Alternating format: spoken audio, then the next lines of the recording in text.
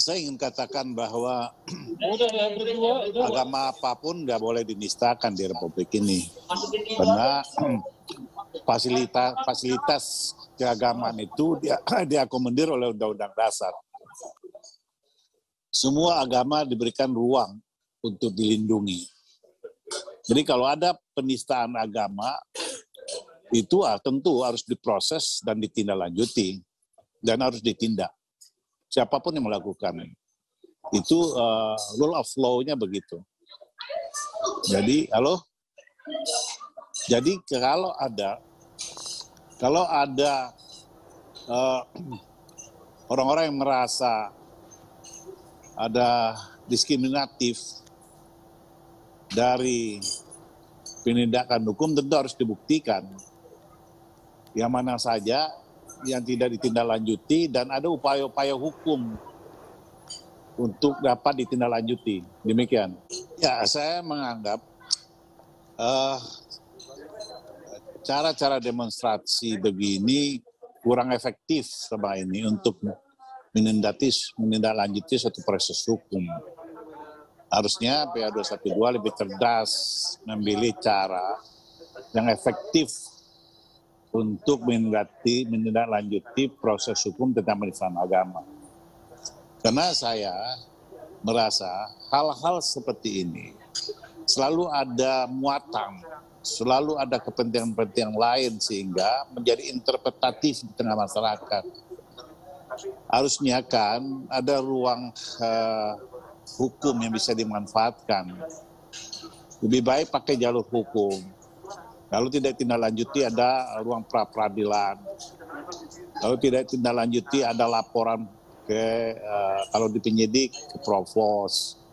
Sehingga cara itu mungkin lebih efektif. Kalau tidak dibuat lagi cara dialogis, mendatangi instansi hukum. Karena kalau kita pakai dengan demonstrasi, orang akan melihat bahwa banyak asumsi yang terbangun di tengah masyarakat bahwa ini gerakan-gerakan yang tidak pure untuk melakukan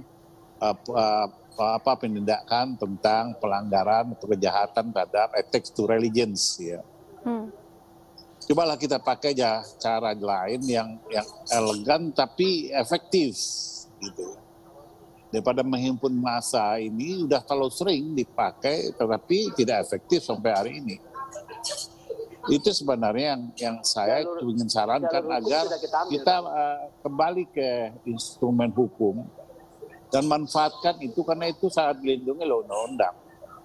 Meskipun juga demonstrasi itu dilindungi oleh undang-undang, ya, tetapi tidak efektif. Itu efektivitasnya yang penting akan suatu tujuan, bukan eksistensi sebuah gerakan, tapi destination, ya, goals suatu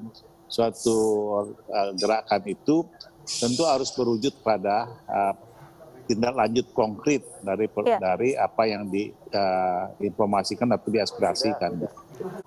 Jadi gini, kalau Ahok itu objeknya jelas satu orang, ya.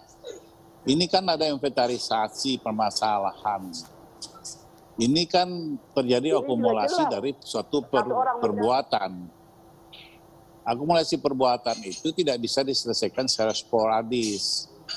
Harus masuk ke instrumen hukum formil, legal formil namanya.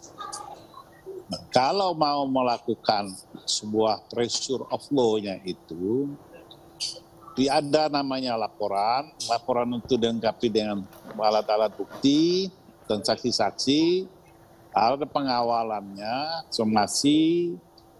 Kalau tidak diindahkan oleh penyidik, ada namanya propos. Kalau tidak juga direspon oleh satu instansi, ada namanya pra-peradilan. Terus gitu, ya. Sehingga apa? Sehingga apa yang menjadi tujuan, ya, menjadi tujuan agar penistaan agama itu bisa ditindaklanjuti, itu akan maksimal. Tetapi kalau tujuannya demonstrasi, ya monggo, karena undang-undang memberi ruang. Makanya hari ini kan tidak dibubarkan demonya, karena negara juga tahu kalau ada hak masyarakat untuk menyampaikan aspirasinya di jalan. Tetapi yang kita bicarakan kan efektivitas sebuah tujuan. Ya. Ternyata kan beda apa yang dilakukan hari ini dengan apa yang diinginkan, apa yang dituju. Jadi disahkan hak demokrasi dengan instrumen atau cara untuk mencapai tujuan penegakan hukum. Nah, itu harus dibedakan. Ya. Iya. Saya berpikir begini, tidak boleh ada diskriminatif tentang penegakan hukum. Hukum itu azasnya equal, kesamaan di mata hukum. Kalau siapapun yang melanggar delik hukum, harus dihadiri, harus ditindak. Siapapun, karena hukum tidak melihat status sosial dan jabatan seseorang. Itu pertama. Kedua, ada juga yang disebutkan kayak Saifuddin, kayak siapa itu, sekarang lagi dikejar Interpol, ya, lagi dikejar oleh Interpol, sekarang dia lari ke Amerika. Ada juga yang diproses gitu ya, yang diproses sangat progresif oleh kepolisian. Yang lain perlu dikomunikasikan dengan kepolisian. Apa yang menghambat prosesnya itu tersendat-sendat? Apakah alat bukti yang kurang atau keterangan yang belum cukup, harus dikomunikasikan. Makanya perlu didatangkan karena polisi punya kewajiban mengeluarkan progress report ya kepada pelapor. Progress report itu tertuang dalam peraturan kepala kepolisian. Ya, baik. Jadi saya pikir Pak Kapitra dan Pak Selamat, mohon maaf.